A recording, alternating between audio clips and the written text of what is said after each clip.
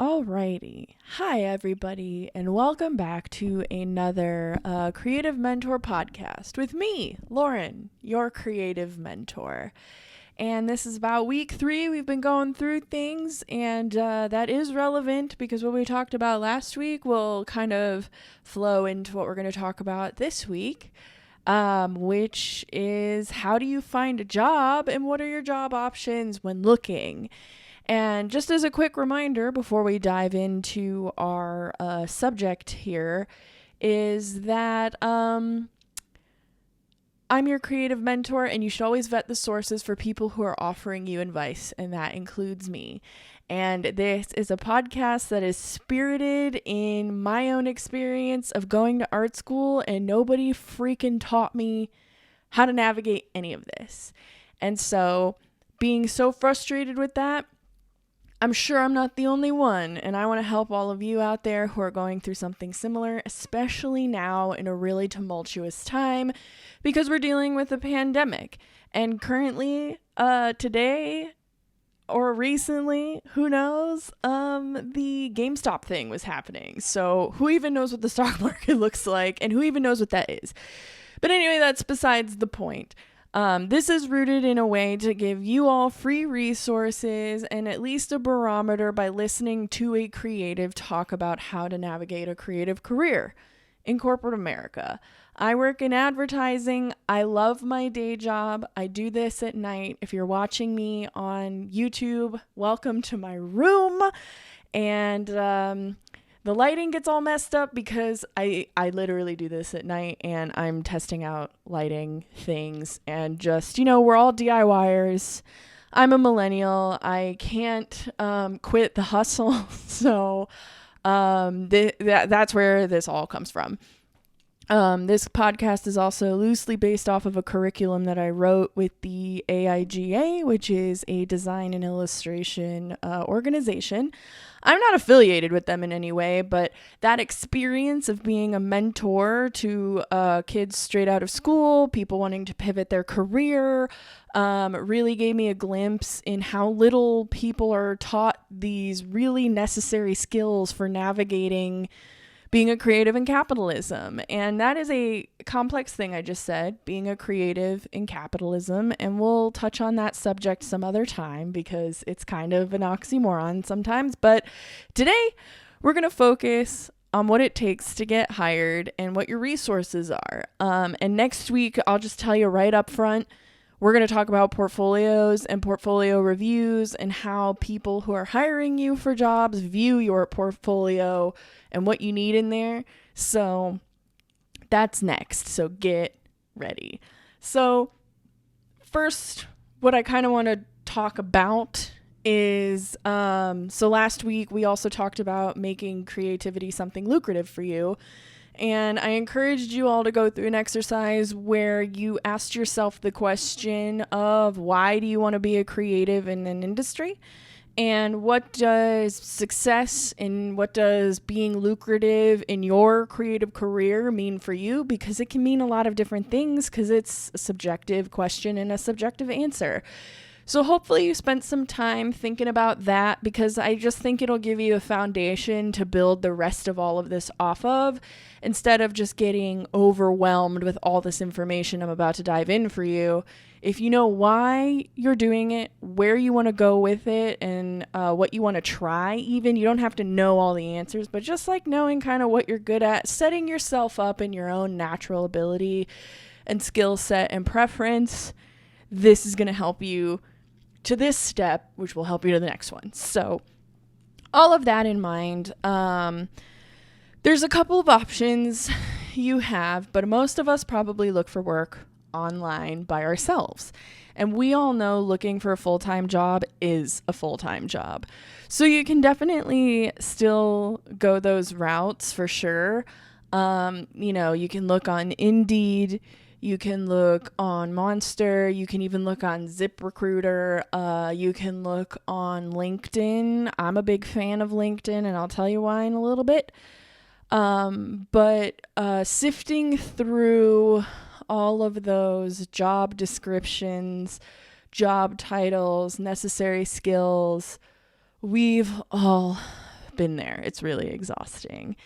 And there's a lot of recruiters online who build content similar to mine that are really specific about how your cover letter works and whether they matter or not, and how your resume works, and all of kind of the tips and tricks that go into that.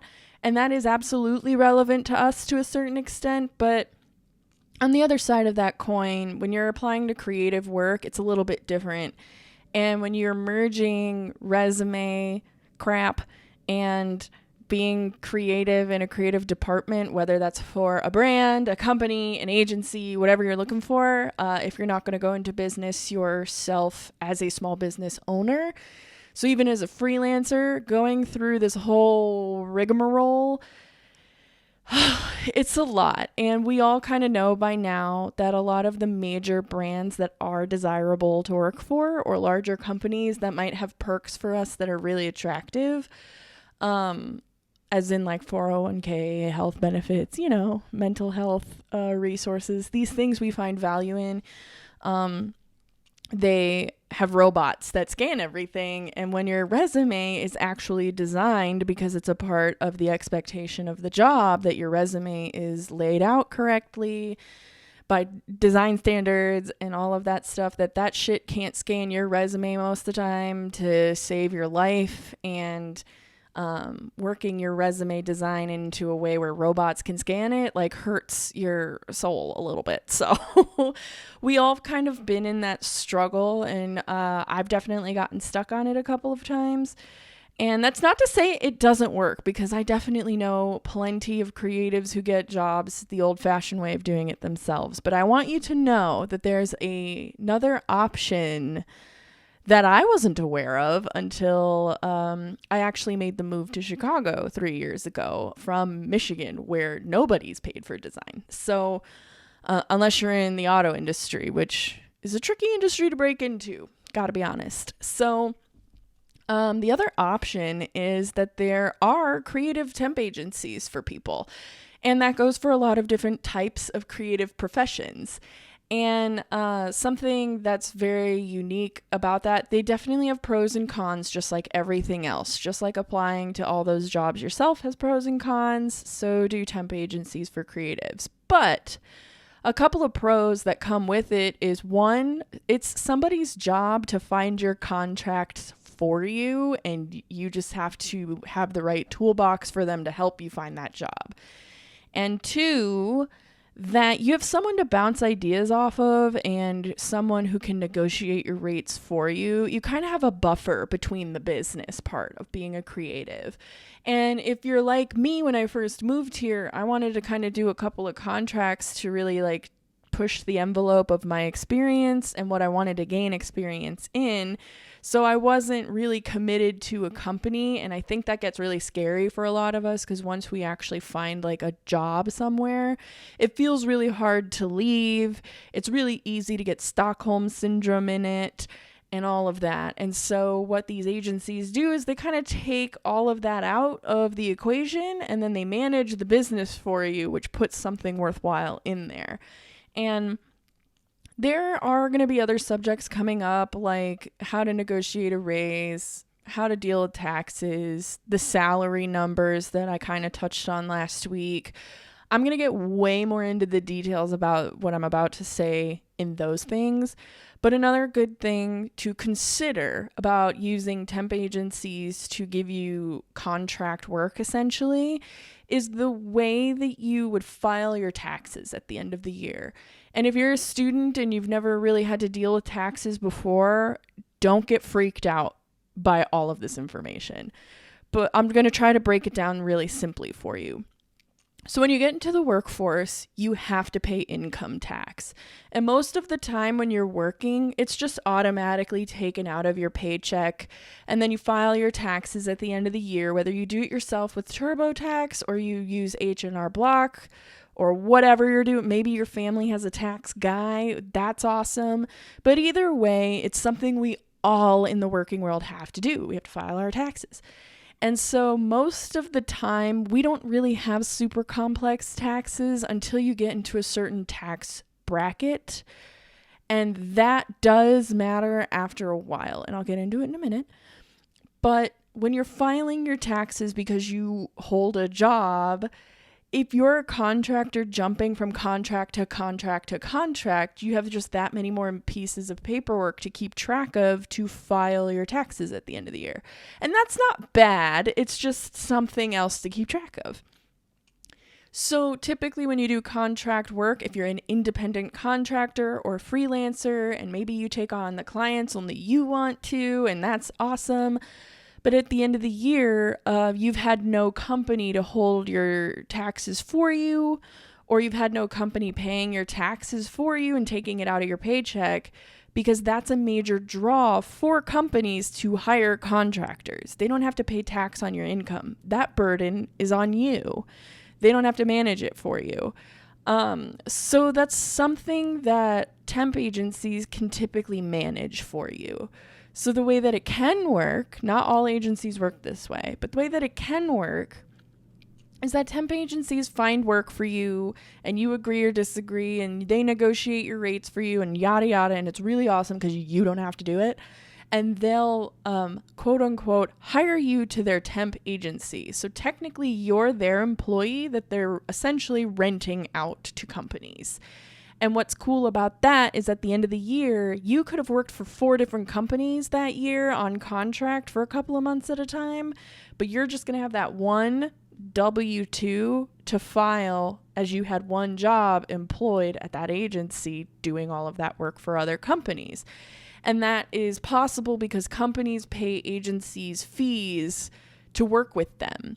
And what's a benefit for companies in that way is that a lot of the times hiring creatives or hiring people in general, depending how big your company is a job on top of somebody else's job. So it's not someone's sole purpose at a company to find people to hire. It's typically the burden of a director who's also doing their job to find people to fill slots for jobs they need done. So agencies also take that burden off of them because they already know the creatives being sent to the company have been vetted by the agency, have a certain quality of work from the agency, and they just have to look at someone's portfolio and interview them to see if they fit company culture, depending how long your contract is, to get to work. It skips a bunch of steps for everybody, and everyone kind of wins there. You know what I mean? So that is an option that's out there. And another thing to keep in mind with temp agencies is depending where you live, like for me, for example, living in a big city like Chicago, temp agencies have the keys to the back door rather, to major brands that work in the city. And Chicago's a big sports city. And depending on your goals, working in advertising for sports is a pretty big get. And it's difficult to do it by yourself, especially when you move somewhere and you don't know anyone and you don't have a network like I didn't. So these are perks to what these sort of creative temp agencies are. And if you go over to the Patreon, I'm going to put a bunch of links to temp agencies that I have worked with or I know people have worked with that have had positive responses and reactions or interactions with. And that will go for like people who are like graphic designers like me, motion graphics, project management, so creative admin stuff, all of that. I'll put that resource together for free. You don't have to be a tiered sponsor for the Patreon to access those links, but just head over there if that's something that interests you to kind of poke around and look. Agencies can also sometimes offer you very basic health benefits. So these are all kind of perks to that. So all of that sounds awesome, right? So like, what are the drawbacks? The drawback is that they're going to take a portion of your contract wages. And that, depending on where you place your value, could be something to consider. So just as a rough example, let's say I'm working for an agency and I get $40 an hour working on whatever for 36 to 40 hours a week, and my contract's for 4 months. What's really happening is the agency probably negotiated the company I'm going to go work for to pay $120 an hour, and I only see 40 of it, and my agent / the agency gets the rest. So really another drawback for some companies, while they're paying for the burden to be taken off of somebody to find a hire, they're paying more for you as a contractor than maybe they need to, as if they had hired you. Because let's say you're getting paid $40 an hour, that's probably closer to like 73, 75K a year for, depending your experience. We went over that a little bit last week. If you're a 50th percentile, which means you're not a newbie, but you're not a senior, and you're hovering kind of in that $65,000-$70,000 a year wage.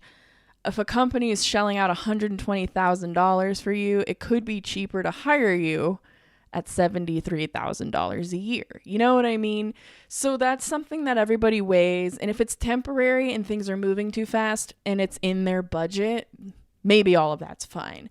And if you're fine with that, like for me, in my own experience, I was fine with the hourly wage I got because it was really livable for me.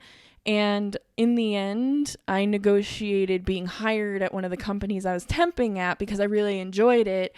And then all of that happened. We'll get into that story as it's relevant for an example later, but that's what they can do for you. So if you're like me and you wanted to move from one state to another, it was a really great resource while I worked my other job prepared to move, to have someone just call me up and say, hey, are you available for XYZ interview? Are these companies interesting to you? These are the hourly rates we can get for you. How do you feel? And you go, yes, thanks. I'll be there. La, la, la. And you show up. That's awesome. So I recommend it if you are a little lost and you don't really know what you're doing quite yet, and you don't really know what kind of work you want and you're looking to experiment. I feel like that's a very, very good viable option for a lot of people. And it's really nice to just have an agent negotiate your rate for you and to tell you what the market is looking for. Which goes into the portfolio review a little bit more next week. But like, we work in an age of digital. It's the digital age. And there are some print jobs. I'm not going to say certain kind of work does and doesn't exist, because we all know now, however niche you end up being, there is a place for you because the internet exists and is a super niche place. But digital work is king right now. Your portfolio should be digital. You should have a digital footprint as a creative. People should be able to find what you're working on all the time by being able to Google your name or figure it out. So having an agent to be really candid with, especially while you're new and like learning everything, like it's kind of like being financially literate. You only know if you're learning about it and talking to someone who knows what they're talking about. That's how these temp agents can be for you. So I just really pitched the shit out of that for everybody. But like, really look into it and see if it's an option that you feel is right for you.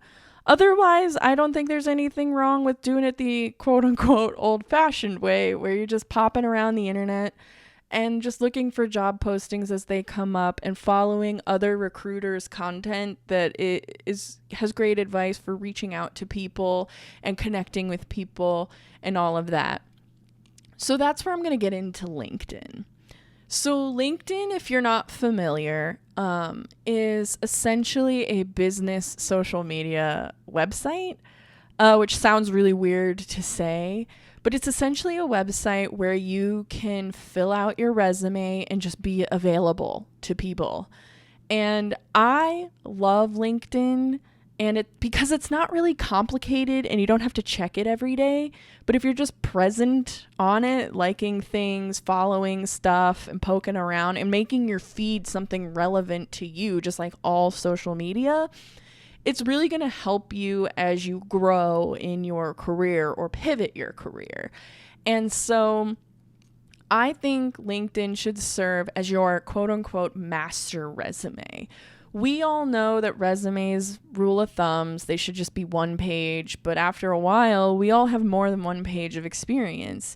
And if you're keeping up with your portfolio regularly, you're going to have multiple pages that you want to showcase in certain jobs that you wouldn't really be able to call out on your resume. So I treat LinkedIn like my master resume.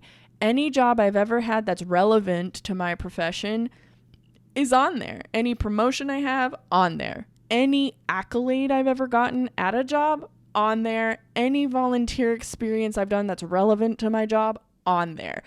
And every year I ask for someone I've worked with or someone I've gone to school with, whoever I have, just once a year, I ask for them to write a recommendation because there's a section on it for it.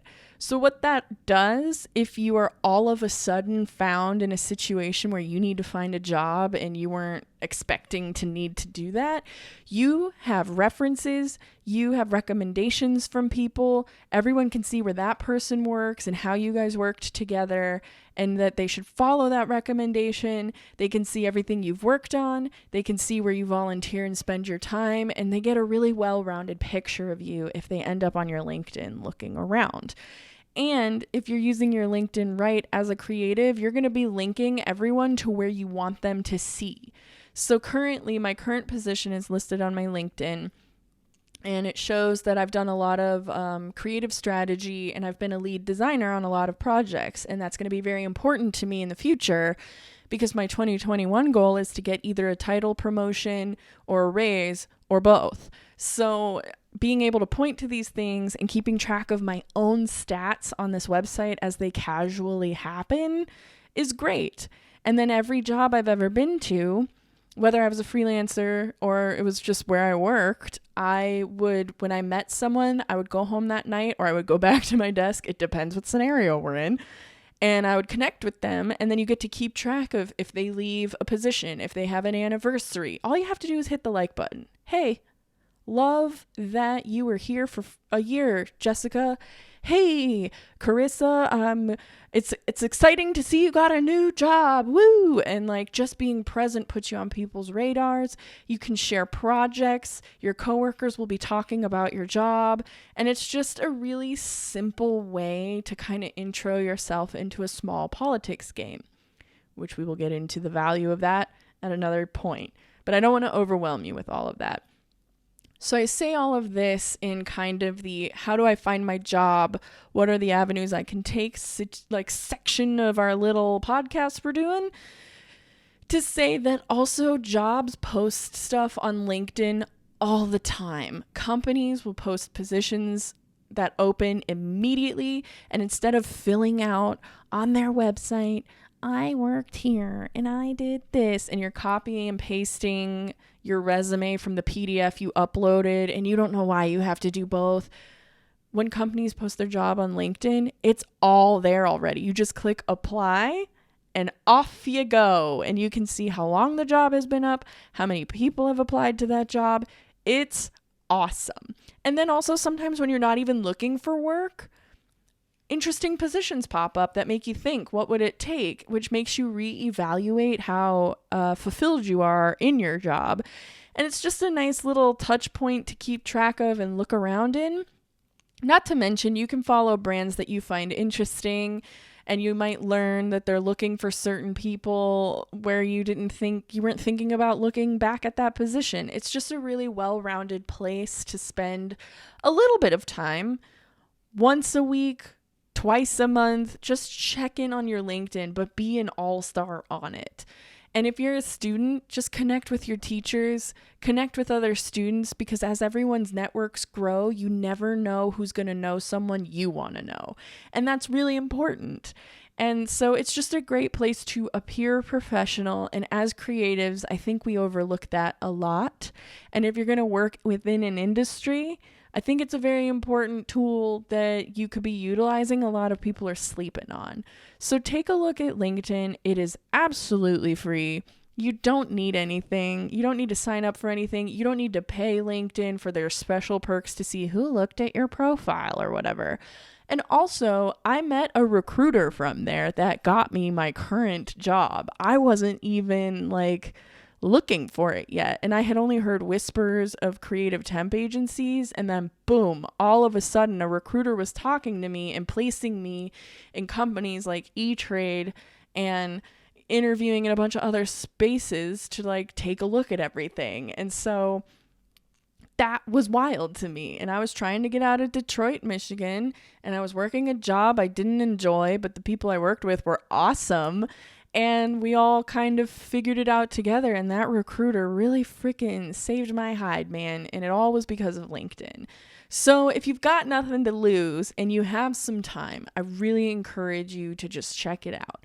So those are kind of the big things, man. Like, also, if you have a LinkedIn, link it on your resume. Like, holy cow, because the deeper I get into my career, the more of an industry standard it seems to be. And depending on your career goals, it is a make or break for some people. LinkedIn essentially is like the new business card. Like, you know, in that movie American Psycho, when they're like, ooh, look at my business cards. Bah, bah, bah. They're all made, whatever. And they're all like, oh, so-and-so's card is better than mine. Like, LinkedIn is kind of the digital version of that, but instead of looks of a business card, it's experience. And you know, it's a good litmus too to check out what everybody else does and to check yourself against your skill set and reassess your value all the time. So, oh man, I really like hawked a lot of goods there, huh? But these are all tools that have helped me get where I am today, and no one told me about them. I had to learn about them out in the wild. I had to have coworkers I happened to work with or I happened to be sat next to teach me about these things. So if you don't know it's out there, you don't know to check it out. So I really encourage you to check out those things for yourself. And even if you are in a job that you enjoy and you're just listening to this to just check against what you're doing and you don't have a LinkedIn, get one. And I really can't say much more about it. Like, you just really need to get on there. If college isn't defaulting you all to LinkedIn, like, they're fucking up, dude. Like, come on. So that's pretty much everything. I really hope this made sense to you, because sometimes I think we all talk at the level we're at and not bringing people to our level. So I really hope that this is helpful to you. Again, if you go over to the Patreon, it's the Creative Mentor Patreon. Check out, I'm going to have links to temp agencies you can look at for yourself. I'll put a link to LinkedIn, even though you can just Google it. I know you're all capable of that. And everything that you need in that regard. There are premium tier levels if it's interesting to you. The first one just kind of gives you access to the Patreon community. What I'm hoping to do with that is build essentially a creative support group. I can't tell you how many times I've listened to creatives talk about toxic work environments, and because it's their first job or they're scared of the creative stigma that's around our profession to leave, and they think they're not going to find anything better. I want this community to be, a support group to check ourselves against each other in this way and be encouraging for all of us. And there are going to be perspectives that I'm not going to know that other people will know way more about. And I just want it to kind of be this community that exists where we can just help each other out and be resources for each other.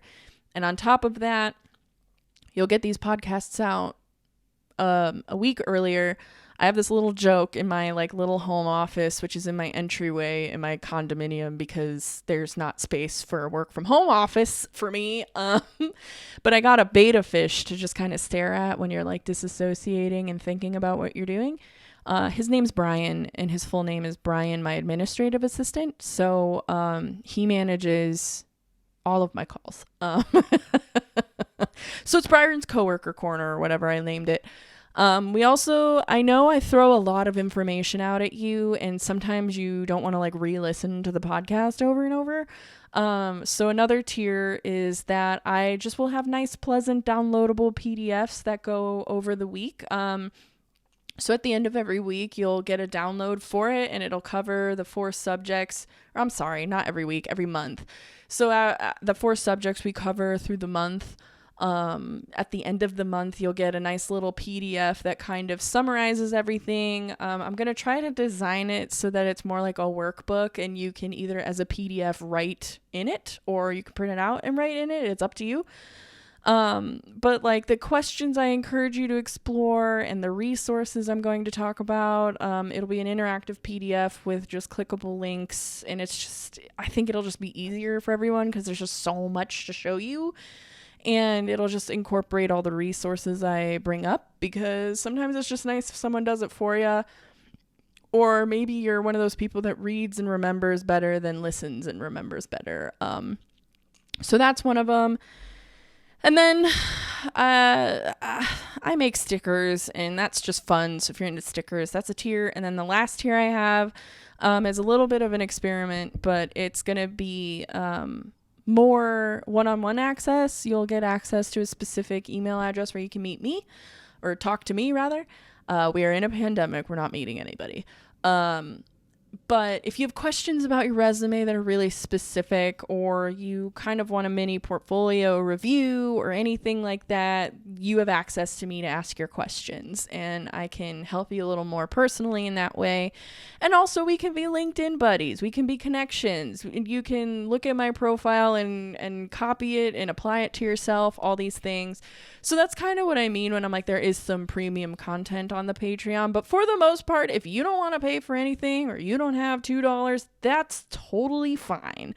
I'm still going to post the links for the things that I mentioned, like where to find the salary guide, what are good examples of portfolios from the reviews I've done, what are the agencies you can work with to get temp work, and all that stuff. That'll never cost you a dime. I'm not trying to put a paywall on information. I'm just a really frustrated creative that went to freaking art school, and no one gave me these resources after I specifically asked for them. So that's my spiel. That's the end. I hope you have a lovely evening, and I'll see you next week when we talk about portfolio reviews. So get hype.